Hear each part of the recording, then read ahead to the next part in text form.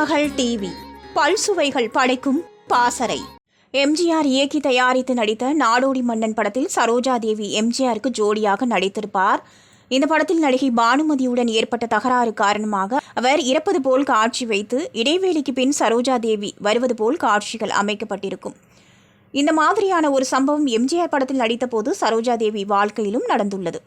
1967ஆம் ஆண்டு ஜனவரி 12ஆம் தேதி எம்ஜிஆரை அவரது வீட்டில் சந்தித்த எம்.ஆர். ராதா திடீரென அவரை துப்பாக்கியால் சுட்டார்.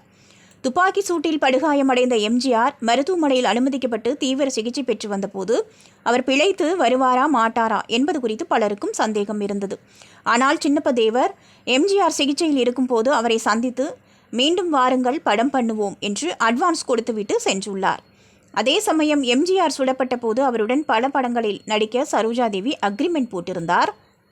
எம்ஜிஆர் சிகிச்சையில் இருந்ததால் அடுத்து என்ன செய்வார் என்று அவரது அம்மாவிடம் கேட்டபோது, முதலில் எம்ஜிஆர் குணமாகி வரட்டும், அதன் பிறகு அவருக்கு ரசிகர்கள் மத்தியில் வரவேற்பு இருக்கிறதா, அவர் மீண்டும் நடிக்கிறாரா என்று பார்ப்போம் என்று கூறியுள்ளார். அதேபோல சரோஜா தேவியிடம் கேட்டபோது, எனக்கு எம்ஜிஆர் படங்களில் நடிப்பதை விட சிவாஜி படங்களில் நடிப்பதுதான் எனது நடிப்பு திறமை வெளிப்படுகிறது என்று கூறியுள்ளார்.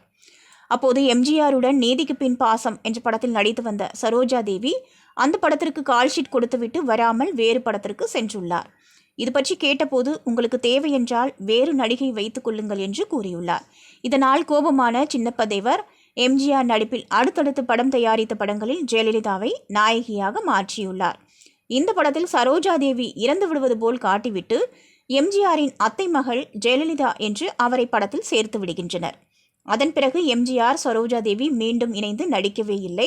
துப்பாக்கியால் சுடப்பட்ட எம்ஜிஆர் மீண்டு வந்து நடித்த அரசு கட்டளை படம் எம்ஜிஆருடன் சரோஜா தேவி நடித்த கடைசி படம். திருமகள் டிவியை லைக் செய்து உங்கள் நண்பர்களுக்கும் ஷேர் செய்வதுடன் சப்ஸ்கிரைப் செய்து ஆதரவு தாருங்கள்.